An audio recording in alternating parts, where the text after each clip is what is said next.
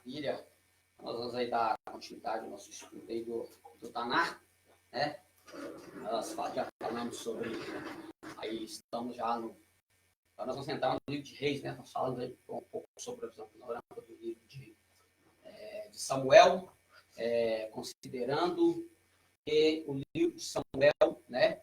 Assim como o livro de Reis e Crônicas, sempre lembrando isso, que essa divisão nossa aqui é a divisão feita pela Septuaginta, tá?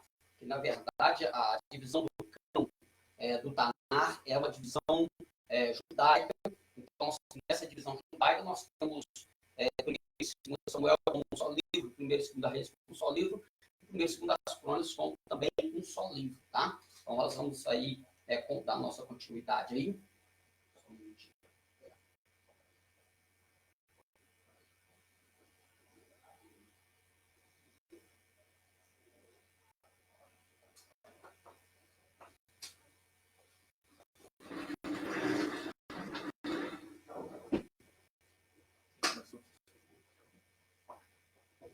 Nós vamos aí, continuar aí nosso assunto, né? Nós vamos agora entrar no livro de Reis, dentro deste contexto, dessa divisão do cânon, tá? Na Bíblia Estudartense, que vai fazer essa divisão como um só livro. Então, no livro, nós vemos lá que o livro de Samuel é um livro de transição, nós falamos aí sobre essa transição sacerdotal, falamos sobre a transição de reinado, né? E assim nós abordamos as questões sobre a vida de Saul, Davi. E agora, quando nós entramos no livro de Reis, o livro de Reis ele vai fazer um fechamento, né, do livro de Samuel, entrando dentro do final do reinado de Davi, ou seja, Davi na sua velhice, né?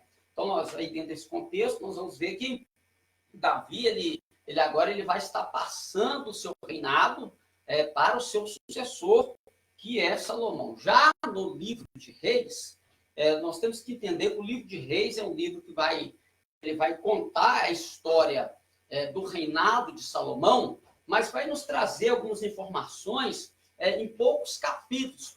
Por quê? Do capítulo 1 ao capítulo 11, ao final do capítulo 10, no último versículo do capítulo 10, nós vamos ter o reinado de Salomão como um reinado fortificado, né? Então, Salomão ele vai fazer as suas alianças políticas. Lembrando que o reinado de Davi foi o reinado que Davi ele vai conquistar, né, todos os povos vizinhos, as terras vizinhas. Então, ele vai fortificar o seu reinado e ele vai passar esse reinado fortificado para Salomão já no período de paz. Então, Salomão ele não vai ter dificuldade alguma com guerra, porque é um livro que não vai trazer guerra externa, tá? Não vai ter guerra externa no reinado de Salomão, então, né? Mas quando a gente chega no capítulo 11, a gente já começa a ver o declínio de Salomão, que é onde ele já, na sua velhice, né? Aí, na sua velhice, ele já vai começar a seguir o pensamento idólatra e a prática idólatra de suas mulheres e com suas princesas e concubinas. Essas alianças políticas que ele vai fazer, né? E sabendo que todas as alianças políticas, todos os casamentos políticos feitos por Salomão, como era o costume daquela época, a pessoa fazia uma aliança política, casava com uma princesa de um certo rei, então ele trazia aquela princesa, só que ela vinha juntamente com a sua religião. Então isso vai começar o declínio de Salomão, lá no capítulo 11, quando a gente vai para o capítulo 11, a gente começa a ver esse declínio do reinado de Salomão por causa disso. Porque o paganismo está dentro do seu palácio, com as suas princesas, e nas velhices ele já vai começar a prestar culto a essas divindades pagãs, né, que nós vamos ver aqui. E aí começa o quê? Aí já começa o declínio do próprio reinado da casa de Davi. E aí nós vamos ver que quando Salomão ele entra, ele toma posse do reinado, ele vai ter Jeroboão. Ele tem uma questão com Jeroboão, porque Jeroboão ele vai querer tomar o reino, ser o rei de Israel. Mas Salomão, ele toma posse do reino e então ele poupa a vida de Jeroboão. Jeroboão vai para o Egito, ele passa um período de tempo no Egito. Quando Salomão peca contra Deus, Deus já manda a sentença de que não riscaria a casa de Davi por causa da promessa que Deus havia feito, que não faltaria sucessor que assentasse no trono de Judá, tá? Vou colocar de Israel. Então, nisso aí, nessa questão aí, Jeroboão, Salomão vai falecer e Roboão, ele que é filho de Salomão, ele vai tomar posse do reinado. O reinado é transferido a ele. Quando Jeroboão fica sabendo da morte de Salomão, não correndo mais risco de vida, ele retorna do Egito. Quando ele está retornando do Egito, o profeta Aías vai encontrar com Jeroboão, tá? O profeta Aías encontra com Jeroboão, e a Bíblia Sagrada diz que ele vai estar vestido de uma veste nova, ele vai pegar aquele manto novo, vai rasgar aquele manto em 12 tiras. Dessas 12 tiras, ele vai colocar 10 nas mãos de Jeroboão e vai segurar 2. Ele vai dizer para Jeroboão que aquelas 2 tiras são 2 tribos que vai ficar para a memória da casa de Davi, porque Deus havia feito a promessa que a casa de Davi sempre teria um sucessor. No caso, aí vai ficar dentro dessa divisão, aí começa a divisão do reinado. No reinado de Salomão, nós temos um reinado unificado. Todo Israel é um reino só. No pecado de Salomão, Deus já vai começar a mostrar que vai haver uma divisão na casa de Davi. E isso vai acontecer através de Roboão. Então, Roboão, quando ele toma posse do reino, ele vai procurar conselho com os sábios, tá? E os sábios vão procurar, vão dizer, olha, o seu pai, ele colocou cargos pesados sobre nós, falando acerca dos tributos que eles passaram a pagar para Salomão. Salomão ele colocou um encargo de tributo mais pesado sobre o povo. Isso para manter o seu reinado com riqueza, tá? Então, Salomão ele foi o homem mais rico, mas ele também foi duro nos seus encargos contra o povo. E isso aí vai trazer o quê? Um desgosto no coração do povo. Tem um livro que chama O Príncipe de Maquiavel. Deixa eu ver se é esse aqui, ó. Esse livro aqui, ó. O Príncipe de Maquiavel. Esse aqui é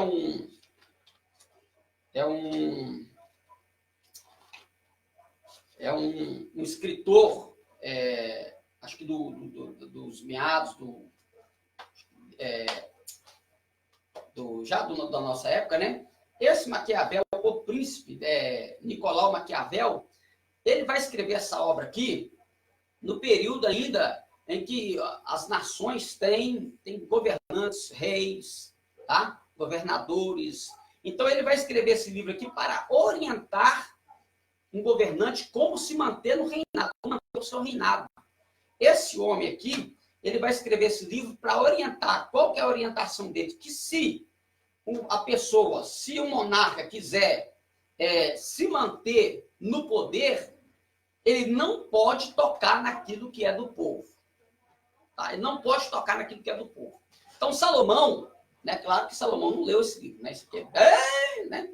Isso aqui está fora de todo contexto, né? Nicolau Maquiavel nasceu em Florença, na Itália, em 3 de maio de 1400, tá vendo? Então, ele é do terceiro século, do 13º século, de 1469, e morreu em 22 de junho de 1527. Então, ele escreve aqui, ó, ele vai escrever esse tratado aqui para orientar reis do seu período, monarca do seu período. Então, Salomão, um dos fracassos de Salomão é esse. Salomão vai começar a tocar naquilo que é do povo, o povo vai sentir aquele carro pesado, tá? E começar o declínio aí. Só que quando o Roboão ele toma posse, aí o povo vem a Roboão e diz, olha, o seu pai impôs carro pesado sobre nós, alivia, e ele vai procurar conselho com os anciãos. Os anciãos vão dizer, olha, se tu fores amigo deste povo hoje, este povo te servirá. Se você servir o povo hoje, o povo vai te servir para sempre. Praticamente o conselho que Maquiavel estava dando para os monarcas. Não toca naquilo que é do povo, né? Então, ele então vai, em vez dele seguir o conselho dos anciãos mais experientes, aí a Bíblia diz que ele vai procurar conselho com os jovens levianos, ou seja, os jovens que não tinham compromisso, a mentalidade era só de curtir a vida, né? E qual que é a orientação desses jovens? Olha, faz o seguinte, fala para eles que o seu dedo mindinho vai ser mais grosso que os lombos do seu pai. Se o seu pai tratou com ovo, você vai tratar com escorpião. Em vez de seguir o conselho dos maduros, né? Dos anciãos, que eram os conselheiros daquele período, daquele momento, ele resolveu seguir o conselho de pessoas que não tinham maturidade. E ele vai levar, e o povo vem buscar resposta, e Jeroboão está junto. E aí, qual a resposta que você nos dá hoje? Ele disse, olha, aí vai falar justamente o que os jovens disseram. Meu pai vos tratou meu pai vos tratou com jugo pesado, o meu dedo mindinho será mais pesado que os mãos do meu pai. E com essas mesmas palavras, a partir daquele momento, Israel se divide. 10 tribos vão ficar com Jeroboão, que vão ser o reino do norte, e o reino do sul vai ficar Judá e Efraim. As duas casas de Judá e Efraim vão ser uma só casa, mantendo a promessa de Deus de que na casa de Davi não faltaria sucessor. Só que o que acontece? Jeroboão, Deus vai falar através do profeta Aías para Jeroboão qual era o segredo de manter o reino na posse. A mesma promessa que Deus ele fez para Davi, ele vai fazer para Jeroboão. Vê, ó. A mesma promessa.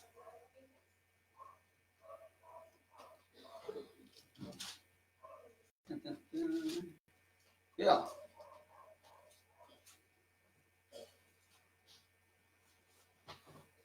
Capítulo 11, versículo 29. Sucedeu, pois, naquele tempo, que saindo Jeroboão de Jerusalém, o encontrou o profeta Aías, o silonita, no caminho, e ele se tinha visitado, vestido de uma veste nova, e sós estavam os dois no campo. E Aías pegou das vestes, aqui é a promessa, aqui, onde que eu quero frisar é aqui, ó. Quer ver? Aqui, ó, versículo 37, ó. Vamos ler do 36 diante, ó. E a seu filho darei uma tribo para que Davi, meu servo, sempre tenha uma lâmpada diante de mim em Jerusalém, a cidade que elegi para pôr ali o meu nome. E te tomarei e reinarás sobre tudo o que desejar a tua alma e serás rei sobre Israel. A promessa que Deus está fazendo para Jeroboão, olha. E há de ser que, o segredo está aqui, ó. E há de ser que, se ouvires tudo o que eu te mandar, e andares pelos meus caminhos, e fizeres o que é reto aos meus olhos, guardando os meus estatutos e os meus mandamentos, como fez Davi, meu servo, eu serei contigo, te edificarei uma casa firme, como edifiquei a casa de Davi, e te darei Israel.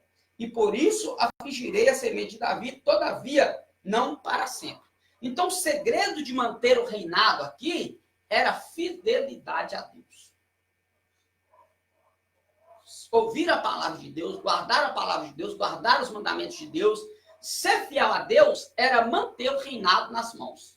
Só que Jeroboão ele não vai entender isso. Tá? Aí a Bíblia vai dizer que num período de tempo, Jeroboão, né, o povo, porque há aquele culto de peregrinação que tinha que ser feito em Israel, né, em Jerusalém, onde estava o templo, então o povo tinha que subir para celebrar o Senhor. Jeroboão, vendo o povo subir, Jeroboão vai ficar com medo de perder as 10 tribos. Aí o que ele vai dizer? Não, aí o que eu vou fazer? A casa de Israel está voltando para a casa de Davi. Então ele ficou com medo de perder o reinado, só que ele esqueceu que ele tinha que guardar os mandamentos de Deus. E o que é que ele vai fazer? Ele vai levantar 2 altares, um Betel e um em Dan. E vai colocar sacerdotes e vai colocar 2 bezerros de ouro, um em Betel, um em Dan. O mesmo erro que o povo cometeu no Egito. E ele vai dizer, ele vai dizer assim, ó, é muito pesado subir a Jerusalém para adorar. Eis aí os vossos deuses. E aí, daquele momento, Deus manda o profeta para profetizar contra o profeta de Jeroboão. Aí a gente conhece a história, ele vai, né, tentar amaldiçoar o profeta, aquela coisa toda. Então, aqui nós, no livro de Reis, nós temos todas essas nuances aí, e nós vamos ver que Deus, ele para manter alguém no reinado, nós vamos ver que aqui o declínio não vai ser somente na vida de Salomão. A partir daqui, o reinado dividido, ele passa, agora vai passar rei por rei, né? Vai ver a morte dos reis, tanto de Judá quanto de tanto de Judá quanto de Israel, né? Os seus reis vão pecar contra Deus, vai ter rei que vai começar bem, terminar mal, principalmente os reis de Judá. Eles começam, a maioria deles vão começar bem e terminar mal. Já os reis de Israel, que vai ser aqueles que vai entrar da casa de Jeroboão e de Acabe, só declínio. Esse mal de Jeroboão aí atingiu todos os que não foram piores. Ele chegou perto do que ele fez. Não é? E aí, sempre quando acontecer algum do rei de Israel, a gente vai ver lá que sempre o escritor ele vai dizer assim, ó, e andou nos caminhos de Jeroboão, rei de Israel. E andou nos caminhos de Jeroboão, rei de Israel. E andou nos caminhos de Jeroboão, rei de Israel. Mas por quê? Porque Jeroboão morreu na sua idolatria. Quando nós vamos para Salomão, claro que a gente vê Salomão terminando mal aquilo de reis. Mas quando a gente vai pegar os escritos de Salomão, de Eclesiastes, a gente está vendo um Salomão totalmente diferente. É um Salomão arrependido, um Salomão que está dando conselho, principalmente quando a gente vai no capítulo 12, né? Ele vai dizer, ó, lembra do teu Criador na tua juventude, para que não venham os maus dias, venha dizer que não tenham neles contentamento. Então você vê ali um Salomão aconselhando. É um livro de conselhos, porque ali nós vemos o que é um Salomão arrependido. Eu creio, dentro deste que a gente lê no livro de Eclesiastes, um Salomão na idade já avançada, ali que a gente vai ver que ele vai falar também da vida do homem, né? Lá que ele vai falar que quando as portas se fecham, os guardas começam a cair, está falando do dente, está falando do olho, né? Da janela que se fecha, está falando do olho, ele está falando dos tremores, está falando das pernas. Então ele está falando da vida do homem que começou forte, porque ele está nesse processo de velhice. Então ali é um livro de arrependimento, onde a gente lê, né? Está dentro dos poéticos, né? Mas é um livro que mostra para a gente um livro de arrependimento, um livro onde ele vem dizer, olha, guarda a doutrina de seu pai, de sua mãe, ser sábio, não segue o caminho do tolo, cuidado com as mulheres. Então porque tudo que ele fez de errado, ele agora vai mostrar para que os leitores daquele livro poético não cometam os mesmos erros que ele cometeu na sua juventude. Eu tenho por mim que Salomão ele foi salvo por causa de eu ver esse livro. A gente tem um livro de arrependimento, né? E arrependimento. Então nós temos essa divisão aí, né? O reinado. Agora este livro de Reis, tá? O livro de Reis, ele é um livro que onde também os profetas vão entrar em evidência, tá? Os profetas começam a entrar em evidência aqui no livro de Reis. Eles vão começar com as suas evidências, ali cada rei, dependendo da situação do rei, haverá um profeta. E é aqui que vai surgir também o profeta Eliseu, o profeta Elias, que são os profetas, o profeta mais destacado depois de Moisés é o profeta Elias. Ele vai surgir nesse período também dos reis de Israel. É o que nós vamos ver, né? Na Reis, ele aparece ali com a sua, confrontando o reinado de Acabe, e nós vamos ver o seu sucessor, que é Eliseu. Nós vamos ver que esses profetas eles estão vivendo no período onde os reis também estão cometendo pecados, mas Deus levanta esses profetas para profetizar, trazer de volta o coração do rei para o coração de Deus. A intenção de Deus para com os profetas é trazer um arrependimento. Por isso que profeta, ele tem uma mensagem de confrontamento. Ele vai confrontar o pecado do rei, o pecado da nação, né?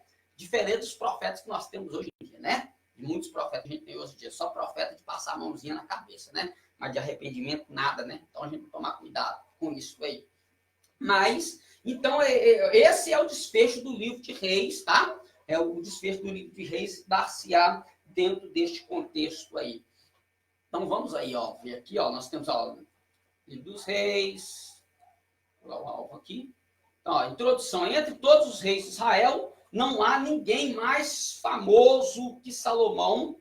Em 1 Reis 4, 32 e 34, temos a descrição do currículo de Salomão. Sábio, escritor, compositor, botânico, biólogo, homem de grande fama internacional, porque vai fazer aqui caso da rainha de Sabá, que vai, né, ouvir a fama de Salomão e vai vir ver como é esse reinado de Salomão. Salomão, um dos homens mais sábios do mundo, se perdeu e se tornou idólatra. No capítulo 11 de 1 Reis, do versículo 4 ao versículo 8. O que nós fizemos aqui vai começar o declínio dele, na consequência disso vai vir aí a divisão do reino. Aí os venenos aqui, o que foi que levou a ele a cair? A fadiga do seu trabalho, né? O dinheiro e bens, passeios de lazer, sexo, porque neste momento aqui, quando você vai para o capítulo 11, que começa a declínio desse, aí que ele vai começar a visitar a casa de suas princesas. Então ele está ali naqueles lazeres dele ali, em cada casa que ele entra, cada casa que ele entra com uma princesa, ele se dobra diante de um ídolo e oferece um sacrifício, e aí a coisa pega para o lado do reinado dele, né? Visão panorâmica do livro, informações básicas.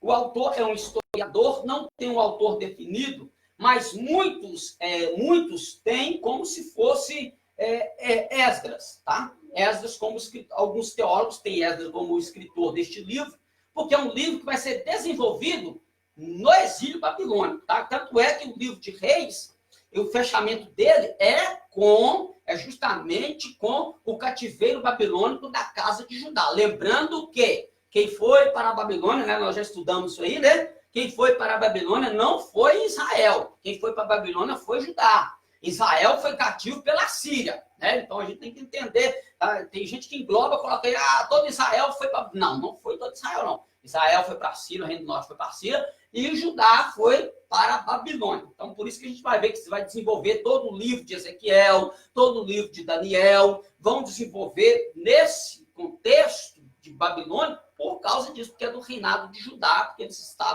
eram da região de Judá, ali de Efraim. Jeremias não foi para a Babilônia, não, né? Jeremias não foi para a Babilônia porque Deus guardou ele, tá? Foi uma promessa de Deus. Mas se não tivesse aquela promessa de Deus dele não ir, seria um que também teria ido. Mas Deus, ele usou de misericórdia e ele não foi para a Babilônia. E a tradição rabínica do Talmud, o Talmud na tradição rabínica diz que o escritor o historiador deste livro é Jeremias, pelo fato de ele não ter ido à Babilônia, tá? Então o Talmud, os rabínicos talmudistas, eles vão trazer Jeremias como o autor deste livro. Mas a princípio é um historiador que a gente não tem, assim, 100% de certeza, né? Então há essa divergência entre teólogos e até o Talmud vem trazer aí essa nuance aí. Então nós temos a data de 970 a 560 a.C., qual é descrever a história política do reino, dividido versículo-chave, né? 1 Reis 13:9, 2 Reis 17:13. Palavra-chave, 1 Reis é unidade, 2 Reis, divisão. Então, nós temos aí a unidade e divisão, sendo que a unidade, o reino unificado, só está no período de Salomão, até que Roboão seja visitado depois da morte de Salomão pelo povo, e acontece isso aí que a gente já frisou aqui. Eu tenho uma tabelinha aqui, ó, do reis e profetas de Israel e Judá. O Reino Unido Saúl de 1050 a 1010 a.C., o reinado de Davi, ele vai de 1010 a 970 a.C., o reinado de Salomão de 970 a 930 a.C. Aí nós temos aqui o reinado de Judá e os profetas. Rei de Judá, Roboão, vai de 930 a 913. Abias, de 910 a 869. Josias, 872 a 848. Jeorão, 848 a 841. Acasias, 841. Atalia, 841 a 835, e Joás, 835 a 796, é o período aqui do profeta Joel, tá? Entre esses reinados aqui de Atalias e Josias. Nós temos Amazias, 796 a 767, Azarias, e aí entra dentro de Azarias o próprio Urias, que é 792 a 740. Nós temos o rei Jotão, que é de 750 a 735, o profeta Oséias, tá? O profeta Oséias. E o profeta Isaías, ele entra, depois do ministério de Oséias, ele entra também nessa lacuna aí, de Acás até 735 a 715, e aí vem o ministério de Miqueias, tá? Ezequias, o rei Ezequias vai reinar de 715 a 686, Manassés, vai reinar de 697 a 642. Amon, 642 a 640. Aí entra o profeta Naum. Josias, 640 a 609. Entra o profeta Sofonias. Joacás, de 609. Entra o profeta Abacuque. Joaquim, de 709 a 598. Entra o profeta Jeremias. Joaquim, 598 a 597, entra o profeta Daniel. Zedequias, 597 a 586, nós temos o profeta Ezequiel. E aí entra o período, já o período pós-exílio, tá? Aí entra o período pós-exílio, ou seja, o povo já está voltando, né? O povo já está voltando do cativeiro. Nós temos Ageu, Zacarias e Malaquias. No reino de Israel, que é o reino do norte, nós temos Jeroboão, de 930 a 909, Nadab, de 909 a 908, Baasa, de 908 a 886, Elá, de 886 a 885, Zinri, de 885, Tibni, de 885 a 880, Onri, 885 a 874, Acabe, 874 a 853, entra aí o profeta dentro desse reinado de Acabe, entra o profeta Elias, Acasias, e agora esses profetas aí, ó, vão ser os profetas do período de Elias e Eliseu, tá? De Elias e Eliseu, de Acabe para frente. Aí nós temos Acasias, de 853 a 852, Jorão, de 852 a 841, Jeú, 841 a 814, Jeoacás, 814 a 798, Jeoás, 798 a 782, Jeroboão II, 793 a 753, Zacarias, nessa lacuna de Jorão II ao reinado de Zacarias, de 753, nós temos a ação do profeta Amós e o profeta Jonas, tá?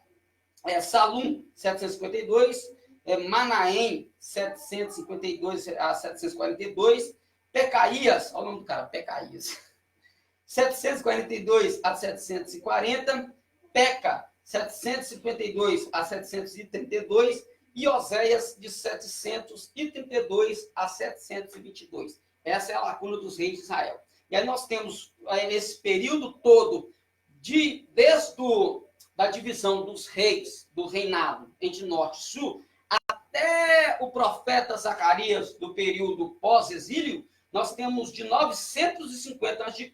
a 450 a.C. Depois vai entrar aquela questão, aquela lacuna, né, onde vai acontecer a história dos macabeus, que a gente chama de período interbíblico, tá? Onde Deus não vai levantar nenhum profeta, a gente já estudou sobre isso aqui, mas a história judaica está em desenvolvimento, e nesse período desenvolve os livros que nós conhecemos como Apócrifos, Pseudepícritos, vão ser desenvolvidos aí até a manifestação do profeta do Novo Testamento, que é João o Batista, que também é filho de sacerdote, tá? Então, resumindo aí nessa questão de toda essa datação dos reis aí, ó. Um esboço, né, da visão panorâmica.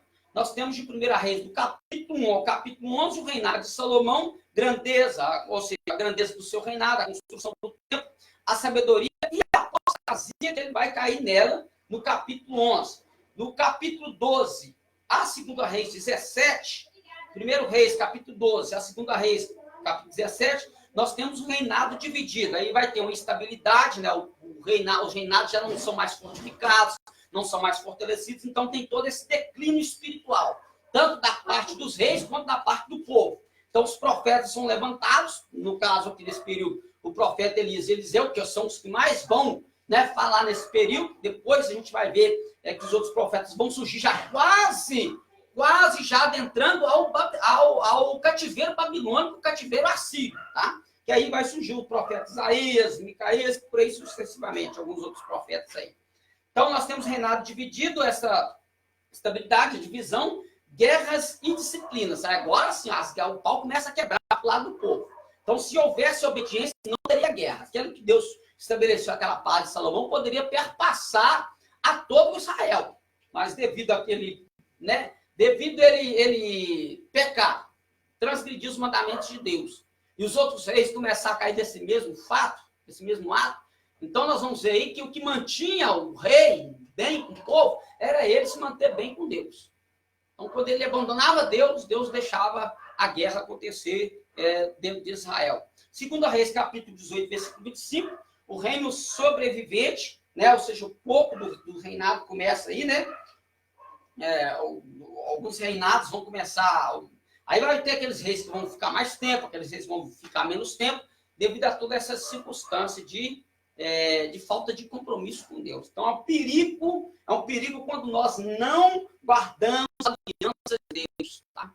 Não guardamos a aliança de Deus. A gente é muito suscetível a estar, às vezes, se desviando dos mandamentos de Deus, abandonando, largando, certo? É uma metáfora, né? Uma linguagem, figura de linguagem estou usando, né? Largar Deus de lado é uma figura de linguagem. Mas a gente não tem aquele, né? É um perigo quando a gente não tem aquele compromisso sério com Deus. Então, o próprio Jesus, ele vai dizer que aquele que me ama guardará as minhas palavras. Então, se eu amo, eu tenho que guardar a palavra de Deus. E era o que o povo, às vezes, não fazia. Eles não guardavam a palavra de Deus. Deus abençoe meu tio Valdir Antônio aí. Então, eles não guardavam a palavra de Deus. É um perigo. Né? E Jesus falou assim, que ele não veio para julgar o mundo, mas o mundo já tem que julgar. A minha palavra que eu tenho pregado, essa é de julgar o homem no último dia. Ou seja, aquilo que Jesus deixou escrito, aquilo que Jesus colocou diante de nós como igreja, nós temos que tomar muito cuidado e guardar isso com 7 chaves no nosso coração. Né? Porque a gente abandonar a palavra de Deus é abandonar a Deus. Tá? Então, tem que tomar muito cuidado para a gente não cair nessa questão. Deus abençoe de Virgem e nossa irmã Carmen. Deus abençoe o Hospital Evangélico. Deus abençoe vocês em nome de Jesus. Então, tem toda toda essa questão dessa falta de estabilidade espiritual com Deus, né? Tudo isso aí. Reis em uma sentença. Deus preservou seu povo, disciplinando com o exílio, mas manteve-se fiel às alianças que tinha feito com Abraão e Davi. Então o povo só não foi extinto, vamos dizer aqui, né? O povo só não foi extinto na Babilônia e na Síria, por causa da promessa que Deus havia feito a Abraão e a Davi. Porque dentro dessa promessa feita a eles também, nós temos ali o quê? O Redentor. O Mashiach tem que vir. Então Deus ele vai preservar este povo, porque se Deus extingue este povo, a promessa de Gênesis 3,15 ia cair por terra. Propriamente assim, usando as palavras de Moisés, né? Quando Moisés estava no deserto, que o povo pecou contra Deus, Deus disse, Moisés, eu vou exterminar com esse povo, e de ti eu vou fazer uma nação grande. Porque esse povo é de dura servia, um povo desobediente, obstinado e duro de coração. Aí o que Moisés disse? Não, Deus, se o Senhor mata esse povo aqui no deserto, o que as outras nações vão dizer? Que o Senhor tirou eles do Egito e não teve poder para colocar eles na terra e matou eles aqui. Então perdoa-lhes os pecados. Então o que acontece? Simplesmente Moisés, ele estava, como é que eu posso dizer assim? Ele estava trazendo, colocando de Deus, o Senhor tem uma promessa, o Senhor fez uma promessa para Abraão, da semente dele. Não é que Deus se esqueceu, porque o pecado, porque Deus precisa julgar o pecado. Deus não se esquece de suas alianças, mas ele precisa julgar o pecado cometido pelo homem. Deus não criou o inferno para o homem. A Bíblia diz que o inferno foi criado para o diabo e seus anjos. O homem vai para lá porque quer viver uma vida de pecado. Deus precisa julgar o pecado. E só tem uma forma de Deus julgar, de Deus exterminar o pecado. Deus tirar o pecado do homem é na pessoa de Jesus. É só através de Jesus Cristo, é só através do Messias que eu estou sendo justificado, regenerado pelo Espírito Santo e purificado pela sua palavra para viver uma nova vida em Cristo Jesus e ter direito à vida eterna. Mas tem que guardar a palavra de Deus. Então, as promessas que Deus cumpre, né? Então, esse fato de Deus manter o reinado de Judá é por causa da promessa que ele fez a Davi. E isso aí nós vamos ver que o Messias, ele está dentro desta linhagem. Tá? Está dentro desta linhagem. Coisa tremenda. Israel, o Reino Unido e o Reino Dividido. A divisão do reino no ano 935 a.C., houve a cisão do povo de Israel, dividido em 12 tribos em 2 reinos distintos. O reino do sul, incluindo as tribos de Judá e de Benjamim, e manteve a dinastia de Davi. O reino do norte, incluindo 10 outras tribos, e foi marcado pela instabilidade do trono, né? Essa variação aí. Então, aí um mapazinho um pouco meio embaçado da divisão das tribos, como é que foi dividido as tribos. O reino fortificado por Davi, na sua conquista, né? Davi ele vai conquistar a terra dos filisteus, os moabitas, os edomitas, os amonitas, e ele vai também se estender ao norte do rio Eufrates, né? Então, esse império de Davi, ele vai se fortalecer aí no norte, até o norte do Eufrates, e até a região de Geber, né? No Golfo do Acabá, ao sul. E ao passo que o povo de Edom, né? E Moabe, Amon e Arã se tornou vassalos dele. Então, quer dizer, esses povos aí, Amon, Ará, esses povos aí, eles foram, vou colocar assim, uma vara de Deus para corrigir o povo. O povo saía do caminho, Deus vai lá e peleja contra Israel. Então, tem todo esse impasse, e nós vemos que às vezes Judá está dentro desse contexto aí, também passando por essa dificuldade, mas Deus sempre com a sua misericórdia. Deus sempre, quando a gente vai ler a história de Eliseu, o período do profeta Eliseu, nós vamos ver o cuidado de Deus. Nós vamos ver o cuidado de Deus com os reis de Judá e de Israel também. Sempre Deus levantando profeta. Nós vamos ver a questão da carne com Josafá, com Elias. Nessa Deus sempre olhando para o que é fiel. Sempre. Então, o fato de uma infidelidade estar dentro de um reino não quer dizer que Deus está longe para não ouvir. Se tiver um quebrantamento, uma conversão de coração, uma techuvá, Deus ele vai mover a mão e dar firmeza para o reino, fortificar o reinado. É o que ele havia prometido para Jeroboão, que ele não fez caso algum da promessa de Deus, né? Preferiu tentar manter o reino com suas próprias forças. Então, nós não podemos manter o reino pelas nossas forças. Quem tem que nos manter de pé é o Senhor. Por isso que a Bíblia diz, né? O salmista vai dizer que o homem cairá 7 vezes, por 7 vezes o Senhor o levantará. Não é que a gente só vai pecar 7 vezes, não é nada disso. É uma força de expressão que o Escritor usou para dizer que Deus é misericordioso para colocar o pecador de pé, se ele quiser. E 7 é perfeição, então nós somos perfeitos em cair. Perfeição. Misericórdia, nós somos perfeitos em cair. Deus santo, hein? Misericórdia. Mas é isso aí, o homem, ele é fadado ao pecado, né? Nós vamos ver lá, que nós lemos no Salmo 51, que Davi ele vai colocar isso nas claras. Em pecado me concebeu minha mãe, e em iniquidade fui formado. Mesmo ele reconhecendo essa debilidade, mesmo ele reconhecendo essa natureza pecaminosa e humana, ele sabe que há por ele alguém para o justificar dos seus problemas, o purificar da condição do seu pecado. E aí ele vai dizer, lave-me com ísopo, e ficarei mais branco que a neve, purifica-me, né? Então ele vai usando essas palavras, mostrando que ele é um homem fraco, falho, mas que tem um Deus todo-poderoso, que se ele se arrepender e se voltar para o Senhor, Deus está ali para lhes dar as mãos e restaurar, né? Louvado seja o nome do Senhor Jesus. E aí nós vamos ver com o apóstolo Paulo em Romanos, capítulo 12, versículo 1, Paulo ele vai dizer, rogo-vos, pois, irmãos, pela compaixão de Deus, que apresenteis os vossos corpos como um sacrifício vivo, santo e agradável a Deus, que é o vosso culto racional. E não vos conformeis com este mundo, mas transformai-vos pela renovação da vossa mente. Aquela palavra transformai-vos, ela no grego quer dizer metanoi, que quer dizer mudança de homem interior. Então eu tenho que mudar o homem interior, eu tenho que mudar meu pensamento, não é simplesmente mudar a sua mente, que Paulo estava dizendo. Ele estava dizendo que o homem ele tem que mudar interiormente. Por isso que Romanos capítulo 8, versículo 1, ele vai dizer, porquanto agora nenhuma condenação há para aqueles que estão em Cristo Jesus, que não andam segundo a carne, mas segundo o Espírito. Porque a lei do Espírito de vida em Cristo Jesus me livrou da lei do pecado e da morte. Bendito seja o nome do nosso Deus. Então Deus, ele Ele é maravilhoso nisso daí. Então, nós temos o reino dividido, o reino do norte, aqui dentro desse mapa aqui, né? Ele vai ressaltar o reino do norte e o reino do sul. Tá ressaltado no mapa aí, ó. Israel é o Reino Unido e Reino Dividido, visão panorâmica dos reinos de Israel. Reino Unido, nós temos a dinastia de Saul e Davi.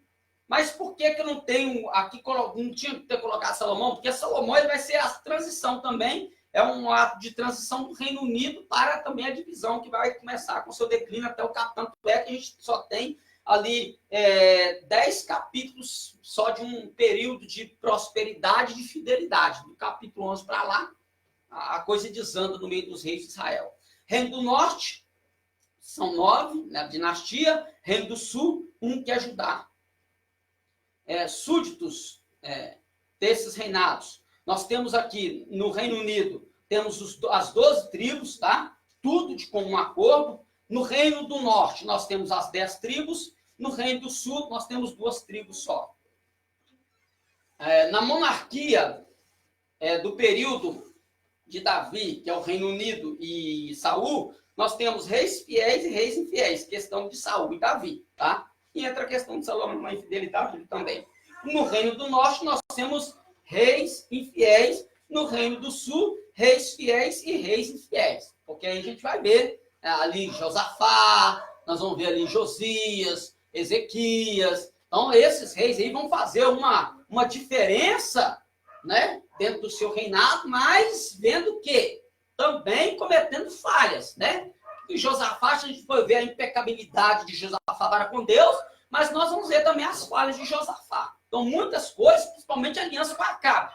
Josafá nada tinha que fazer aliança com Acabe. Tanto é que Deus vai advertir. Tinha que tu fazer aliança com o infiel?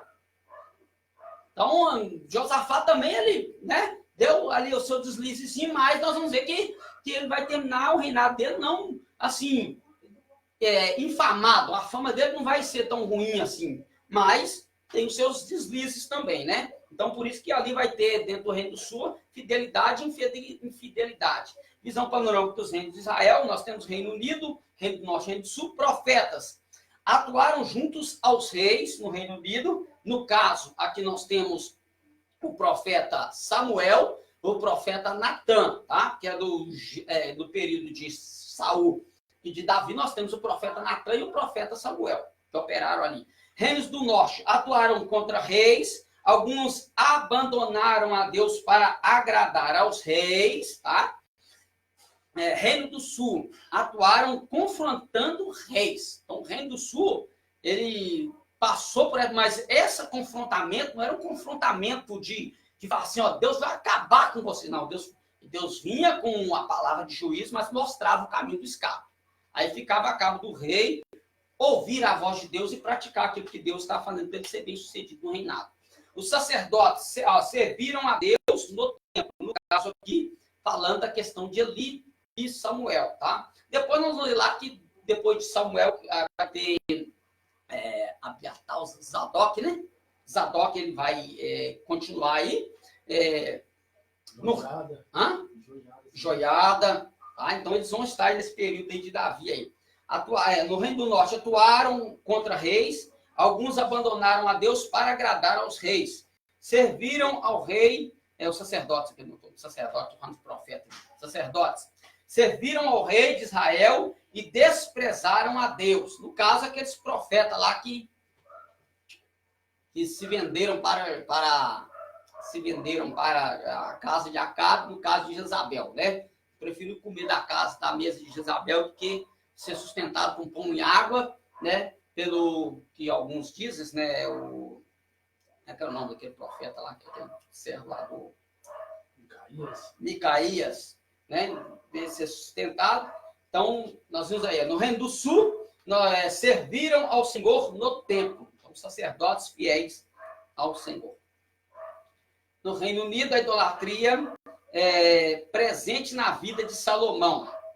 Tá? Então, quer dizer, o Saul ele teve o seu problema, a sua dificuldade, mas na questão da idolatria foi uma questão que ele não abordou tanto. Mas quando a gente vai para Salomão, foi ali que começou o declínio disso aí. No reino do norte, Baal, Astarote são os principais. No reino do sul, dependendo do rei, o povo praticava a idolatria. Bendito seja Deus por essa campanha.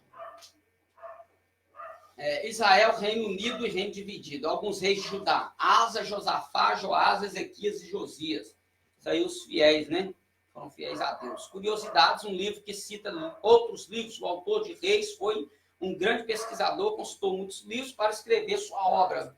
Veja algumas fontes de sua pesquisa. Então, de onde ele tirou essas informações? Sobre Salomão e Judá. 1 Reis 14, 19 e 1 Reis 14, 29. Crônicas de Salomão, Crônicas dos Reis de Israel e Crônicas dos Reis de Judá. São os livros que vão citar, que ele vai pegar essas fontes para elaborar este livro de reis, vem dessa fonte. Por isso, a questão de alguns eruditos colocar o sacerdote Esdras como o escritor do livro. Um livro que enfatiza a fidelidade de Deus na história dos reis de Judá e de Israel. Uma lição enfatizada: não há sucesso na vida longe da palavra de Deus e de uma caminhada de fé com ele. Hebreus 11, 6. Isso aí é fato, né? É o que a gente já abordou aqui. Então, se for fiel à palavra de Deus, Deus mantém no reinado. Assim é o crente também. Se ele for fiel à palavra de Deus, Deus mantém no reino também, no reino eterno, né?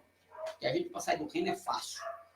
Um livro que destaca o início do ministério dos profetas. Elias e Eliseu são os precursores do movimento profético, que culmina nos profetas escritores. Estes se caracterizam pela denúncia contra o povo e o anúncio do juízo de Deus. Eliseu, ao suceder Elias, pede: me toque por herança, porção dobrada do teu espírito. Que é o que, no momento que ele está naquela, né? Elias só, fica aqui que eu vou adotar. Não, fica aqui que eu vou Betel. Então, não te... Vive o Senhor, teu Deus, que não te deixarei. Então, nessa insistência, me pede o que quiser que te será feito. Ó, se me vires subir, eu quero porção dobrada do teu espírito sobre mim. Se me vires subir, será feito. Se não me vires, não será feito. Então, Deus, ele já tinha mostrado para Eliseu que Elias, não só para ele, né, como acho que todos os outros profetas também da escola dos profetas também sabiam, né, de que Elias seria tomado. E aí acontece toda aquela história que a gente já conhece.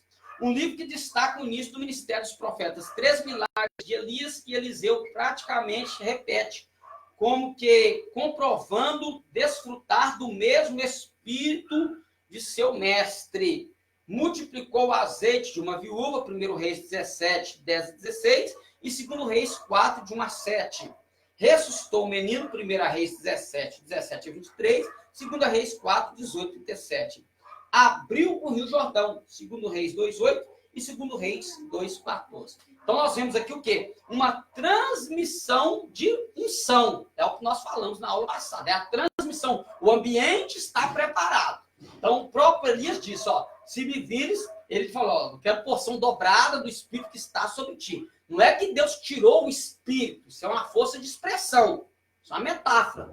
Né? Não é que Deus tirou o Espírito, porque o Espírito Santo ele tá em ação, em atividade. O Espírito de Deus está em atividade. Ele que unge, ele quem capacita o profeta a profetizar. Simplesmente foi a unção. Simplesmente Eliseu estava dizendo, eu quero dessa unção que está sobre você, eu quero dessa dobrada sobre mim. Então, a unção veio sobre ele, né? E ele praticou aí, né, o discípulo fazendo aquilo que seu mestre fez, né? É aquilo que nós falamos, né, no começo que Jesus disse, né? Aquele que em mim fará as obras maiores que estas. História deuteronomista, o caráter de Deus e a unidade do culto, são as doutrinas deste livro.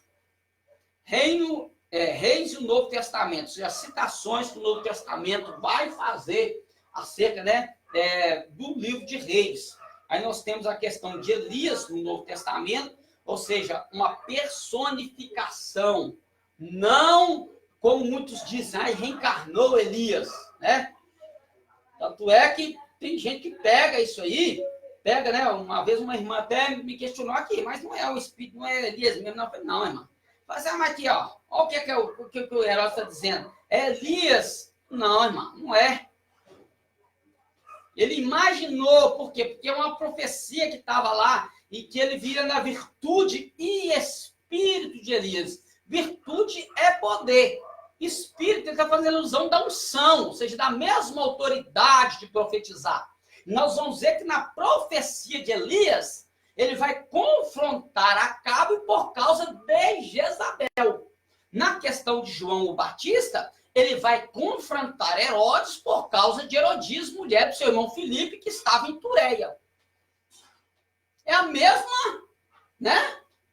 É a mesma, se a gente vê a unção aí, a perseguição foi para só não morreu, o Elias só não morreu com a cabeça cortada, porque, né? Isabel falou, ó, me faça outro tantos deuses, se amanhã a cabeça dele não for como a cabeça de um dos meus profetas. Ele, João Batista não teve, ele estava preso, a mulher foi lá com a astúcia, pediu a cabeça. Mas a mesma, tá vendo?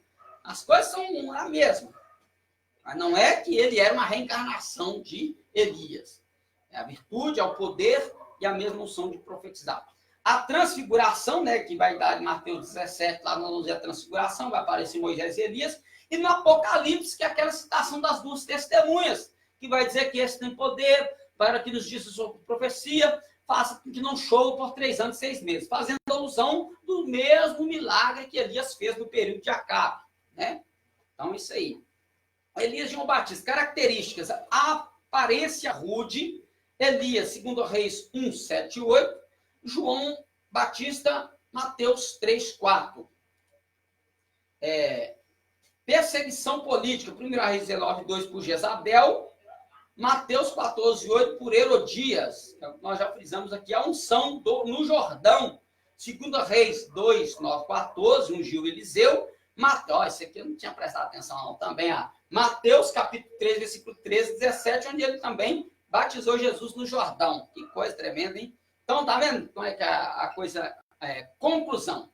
Todos os reis de Israel, seja do reino do norte ou do reino do sul, tiveram oportunidade de ser fiéis a Deus, mas poucos foram os que as aproveitaram. A diferença estava no interesse de cada um. Diante de tantos reis, o padrão de Davi ainda deve ser seguido, independentemente do que façamos, devemos buscar o coração segundo o coração de Deus. Então, o livro de Reis, ele nos apresenta todas essas questões, sabendo que aqui é um prelúdio está sendo um prelúdio para o cativeiro babilônico, onde Deus ele vai corrigir o seu povo, onde Deus ele vai quebrantar o seu povo, mas isso tudo dentro de uma promessa, dentro de uma aliança, porque Deus é um Deus de aliança. Então Deus ele falou com o profeta Jeremias que o povo iria para o cativeiro após 70 anos. Deus visitaria o seu povo no cativeiro e tiraria eles de lá. E ainda vai dar o nome do rei que vai estar no momento que é o Ciro. Que falou para Abraão, né? Eu visitaria o povo depois de 400 anos. Isso. Então, Deus ele sempre vai fazer uma aliança. Não? Então, as pessoas dizem, mas Deus ele abandonou o seu povo. Não, o povo é que abandona Deus, né? Deus, se ele estiver comigo, eu estarei com você. Exatamente. O desejo de Deus estar perto da sua criatura é muito grande. É grande. A prova disso é o sacrifício de Jesus Cristo. Exatamente. Então, nós temos que manter-nos na postura, né? De verdadeiros adoradores que adoram o Pai e o Espírito em verdade, porque o Pai assim procura os tais que o adorem. Nós procurarmos nos manter nessa postura para a gente ter um ministério fortificado, um ministério fortalecido, porque aqui a gente está falando de reinado, mas o nosso ministério é um reinado nosso. A forma de nós reinarmos é o nosso ministério que nós executamos como igreja do Senhor Jesus. A igreja ela só vai ser bem sucedida se ela for obediente à palavra de Deus.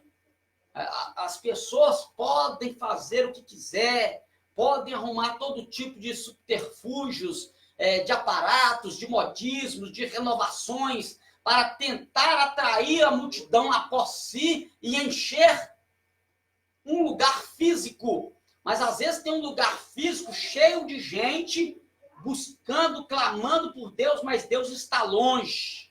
Longe, longe, longe, longe. Por quê? Porque você não vê a pessoa de Jesus refletida. Prova disso claro, esse exemplo que Jesus nos dá quando ele fala dos 2 homens,